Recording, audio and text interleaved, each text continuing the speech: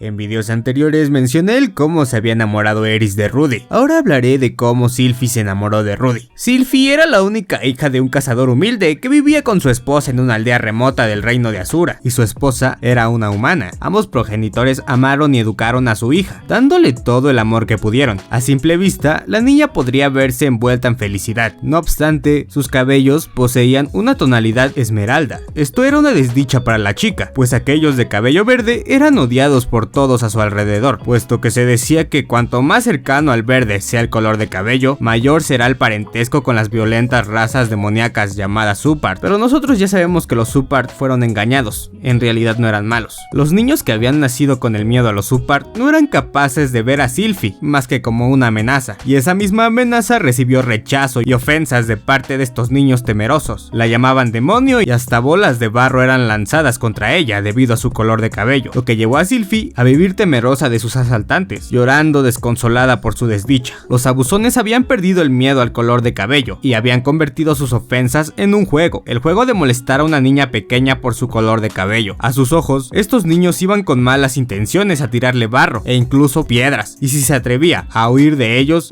la perseguían, y si se resistía, a veces incluso llegaban a golpearla, patearla o cualquier otra cosa dolorosa que se les ocurriera. La pequeña de pelo esmeralda se sentía sola y perdida en el mundo. La verdad es que Sylphie no tuvo una infancia muy agradable. Malditos niños, ojalá y la catástrofe mágica se haya encargado de todos ellos. Pero un día, un joven salió en defensa de la pequeña. Se trataba de un niño de su misma edad, que al ver cómo le lanzaban bolas de barro a una niña indefensa, se interpuso con todas sus fuerzas y se atrevió a enfrentarse al grupo de abusones que tanto sufrimiento le estaban causando a la pobre niña. Para Sylphie, el pequeño no era sino el equivalente a un milagro en forma de héroe, que había ido a rescatarla de esos abusos injustos, lo que causó que su día a día cambiara para mejor. El joven no solo se detuvo ahí, el joven no solo detuvo a los molestos niños en una ocasión, sino que se dedicó a proteger a la pequeña, consiguiendo que el acoso cesara por completo. Y no solo eso, sino que además le dio a la niña de pelo esmeralda la habilidad para defenderse, enseñándole algo tan increíble y fantástico como la magia. Para Sylphie, ese joven de su misma edad que la había salvado parecía saberlo todo, lo que llevó a que a ojos de la pequeña, el niño fuera una existencia cercana a Dios, algo muy similar a lo que pasó con Eris. Mendigo Rudy eras un crack. Por todo esto, Sylphie no se separaba de Rudy, y no tardó en ver cómo su admiración por él se convertía en amor. Esto llegó hasta el punto que incluso a su corta edad ya pensaba en compartir su vida con él. Había decidido convertirse en su futura esposa. La relación entre ellos se vio ligeramente retorcida, pero aún así, ella seguía amándole, aceptando que siempre estaría ahí para ayudarla, aunque el destino les jugó una mala pasada y tuvieron que separarse, pues el padre de Rudy los había obligado a separarse, tras dejar inconsciente a su hijo con fuerza bruta y vendérselo a unos nobles que vivían en tierras lejanas, o por lo menos eso era lo que pensaba Sylphie. Por esa razón, Sylphie odiaba y le temía al padre de Rudy. Desde el momento en el que Sylphie y Rudy se separaron, la joven decidió esforzarse en entrenar su cuerpo, al mismo tiempo que aprovechaba para ir mejorando el control de sus hechizos. Sylphie no solo entrenaba, también se había acercado a la familia de Rudy. Debido a eso, la criada de la familia de Rudy le enseñó modales y etiqueta. La criada le enseñó gran cantidad de aspectos de la corte, desde la correcta forma de comportarse en el palacio a cómo colocarse un vestido. Llegó a tales extremos que Sylphie comenzaba a tener dudas sobre la utilidad de las mismas, pero debido a su dedicación y buena memoria, siguió adelante con la educación tan especial que le ofrecían, por el bien de compartir su futuro con Rudy. Ese ritmo de vida continuó hasta el año en que la pequeña cumplió 10 años. Ese día recibió un regalo de su madre, concretamente un vestido, lo que ocasionó que Sylphie quisiera regalarle algo a Rudy para su 10º cumpleaños, y tras un largo esfuerzo logró hacerle un amuleto tallado de madera. El regalo había sido terminado, pero entonces surgió otro dilema, el de cómo se lo iba a hacer llegar. Sin embargo, viendo a la chiquilla pensativa y descentrada, fue la criada de la familia del muchacho la que aportó la solución. La solución fue hacerle llegar a Rudy el regalo de Sylphie, al mezclarlo con los demás regalos de la familia. Pero no todo terminó con un bonito final feliz, puesto que poco después sucedió la catástrofe mágica. Después de que esa enorme bola acabara con todo a su paso, Sylphie volvió en sí. Era incapaz de respirar y atravesó las nubes a toda velocidad, causando que el terror se apoderara de su cuerpo. Por joven que fuera, tenía claro que era imposible sobrevivir a esa caída si no hacía nada, y por eso utilizó todo el poder mágico a su alcance para intentar tocar el suelo sana y salva. Presa del pánico, Sylphie fue utilizando todo lo que se le ocurrió para intentar sobrevivir. Blandió hechizos y efectos de todos los elementos, cualquier cosa a su alcance para evitar impactar de lleno contra el suelo. Sin embargo, La clara consecuencia a su situación tuvo lugar, y la pequeña golpeó fuertemente el suelo tras su caída, pero como si de un milagro se tratara, la pequeña consiguió llegar a tierra con vida. De algún modo había conseguido reducir la velocidad y la fuerza de su caída, hasta el punto de conseguir llegar al suelo solo fracturándose ambas piernas, pero manteniendo su vida intacta, aunque no por ello el peligro había desaparecido. Por desgracia para ella, aterrizó junto a una bestia enorme de rostro similar a un jabalí, y al ver a la criatura, Sylphie dejó escapar un potente grito, mientras desataba un poderoso hechizo de hielo sobre el enemigo, siendo ese el hechizo más poderoso que Sylphie conocía, y con el que agotó enormemente sus reservas de maná. Pero aún así no hizo falta repetirlo, puesto que el hechizo congeló al enemigo, y finalmente lo partió en pedazos. Tras derrotarlo, usó su magia de curación en ella misma, y se puso de pie. Pero cuando lo hizo, un fuerte dolor de cabeza le invadió, y su conciencia empezó a nublarse con piernas temblorosas. Más tarde, había comprendido que se debía al gasto excesivo de maná, ocasionado por sus esfuerzos por sobrevivir tanto a la caída como a la criatura que había congelado, y a sus espaldas escuchó: ¿Estamos vivos? ¿Tú de dónde has salido, joven? ¿Cuál es tu nombre? Esa voz llegó a los oídos de Sylphie, y con un fuerte dolor de cabeza, y sin apenas poder mantenerse en pie, consiguió darse la vuelta y ver a una muchacha de pelo rubio y un rostro casi divino. Al lado de esta se encontraba un joven bastante herido, apoyado contra la pared, y un ensangrentado hombre exhalando su último aliento. Sylphie contestó a la pregunta de aquella chica rubia y le dijo su nombre, para posteriormente desmayarse, y así fue como el destino de Sylphie se entrelazó con el de la segunda princesa del reino de Asura. Ahora hablaré sobre la aparición de Fitz el Silencioso. Por cierto, como ya saben, más adelante también hablaré sobre Ariel y su ascenso al trono, el nacimiento de una nueva identidad. Resumiendo un poco lo anterior, Sylphie fue teletransportada al Palacio de Plata, que se encontraba en la capital del reino Asura. En ese lugar se encontraba la princesa Ariel. También estaba Lugnotos Greyrat. Menciono su nombre completo ya que es el primo de Rudy, y va a ser bastante importante en el futuro. Bueno, no tan importante, pero algo. Y también se encontraba el guardián de la princesa, que había sido asesinado por la bestia que derrotó a Sylphie. Tras el incidente, dejaron reposar a Sylphie en el palacio hasta que se recuperó, principalmente porque Sylphie había salvado la vida de la princesa. Algo que le sorprendió a la princesa es que Sylphie había conjurado en silencio, cosa que era realmente increíble, pero no solo era increíble, era temible. Debido a su temible poder, algunos nobles llegaron a preguntarse si no hubiera sido mejor acabar con su vida mientras se encontraba inconsciente, pero la princesa se opuso, al ver que era su salvadora y no tenía por qué hacerle daño. Cuando Sylphie se despertó, conoció a Lugnotos Greyrat, y por alguna razón se negaba a confiar en él. Ella no confiaría en nadie que no fueran sus padres o Rudy. Después de tener una pequeña conversación con Ariel y Luke, sacó algo de sus palabras, ya que Ariel dijo lo siguiente: agradezco muchísimo que una chica con un cabello blanco nieve tan precioso como el tuyo salvara mi vida. Y aquí vamos a recordar algo. Sylphie no tenía el cabello blanco, tenía el cabello verde. Obviamente ante las palabras de Ariel, Sylphie estaba confundida, hasta que se vio en el espejo y vio que su cabello se había vuelto blanco. Pero esa confusión se convirtió en felicidad, pues su odioso pelo verde ya no estaba ahí. Dejando eso de lado, los nobles alrededor de su cama comenzaron a hacerle preguntas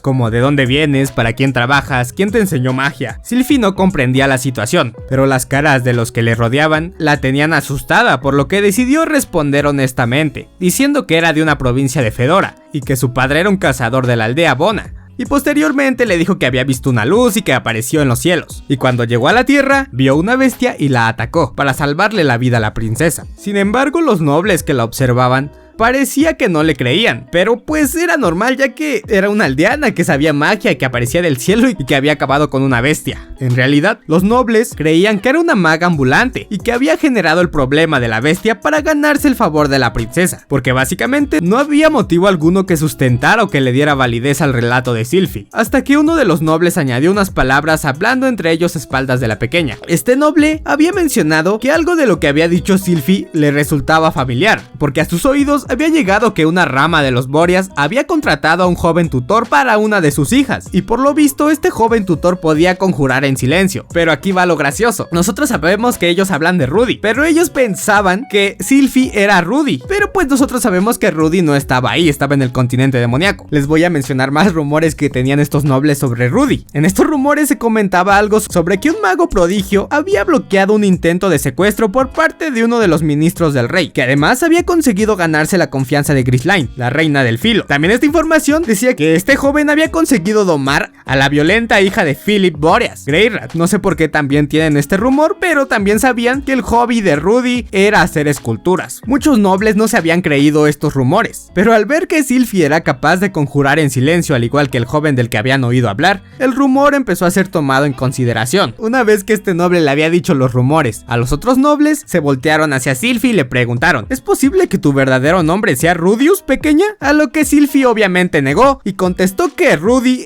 era la persona que le había enseñado magia, y estas palabras sorprendieron a los nobles. Ahora los nobles se creían que Sylphie era discípula de Rudy, y una semana más tarde llegaron noticias a Ars, la capital del reino de Asura, sobre la desaparición de la provincia de Fedora, o sea, la catástrofe mágica. El informe llegó bastante rápido. Esta noticia se expandió como la pólvora por toda la capital de la noche a la mañana, y llegó a oídos incluso de Sylphie, que se encontraba retenida, aunque tratada cordialmente por los nobles del palacio, y al escuchar que esta provincia había desaparecido, se empezaron a formular preguntas en la mente de Sylphie, como ¿dónde estaban sus padres? ¿Se habían desaparecido? ¿Dónde estaban todos los demás? ¿Qué le había pasado a Rudy? Sylphie fue incapaz de aceptar ni comprender lo ocurrido, por lo que no supo reaccionar correctamente, si es que había alguna forma correcta de reaccionar a semejante noticia. Los nobles que apoyaban a la segunda princesa tampoco sabían bien qué hacer con la niña. Por esta información se había casi desestimado por completo que se tratara de una espía, y comenzaba a ser más que posible que fuera como dijo, una hija de un simple cazador. Para ellos, un cazador era lo más bajo de lo más bajo entre plebeyos, alguien que custodiaba una aldea de ataques enemigos, pero cuya habilidad no llegaba ni siquiera a la de un caballero o militar. Y gracias a Ariel, Sylphie pasó el resto de su infancia con ella, y como su guardián tenía que fingir que era un hombre, así que se puso las gafas y el traje, por eso utilizaba ropa de hombre. Así fue como nació Fitz, el archimago guardián de la segunda princesa de Asura, un misterioso joven capaz de conjurar en silencio. Con su rostro siempre oculto tras unas gafas de sol, nadie se atrevería a pensar que en realidad se trataba de una joven. Entonces ya sabemos que Sylphie se tenía que vestir de hombre para que nadie descubriera su verdadera identidad, ya que al ser un archimago guardián de la princesa no se debía saber que era de origen humilde y que además era una chica. Y pues Sylphie no tuvo opción de negarse en ningún momento. Sumado a esto, no tenía un lugar al que regresar. Se podría decir que fue convencida en convertirse en Fitz, y así fue como Sylphie se convirtió en el archimago guardián de Ariel. Por otro lado, y ajeno a esta historia, el detalle que nunca pudo comprender Sylphie fue cómo su pelo pudo volverse blanco. Lo que ella no sabía era que se debía a la propia naturaleza de la teletransportación, sumada al gasto excesivo de todo su poder mágico en una situación de riesgo, en un constante estado de pánico desde el comienzo hasta el final de la caída. La suma de estos factores le causaron un enorme estrés que llevó a que el pigmento de su pelo desapareciera.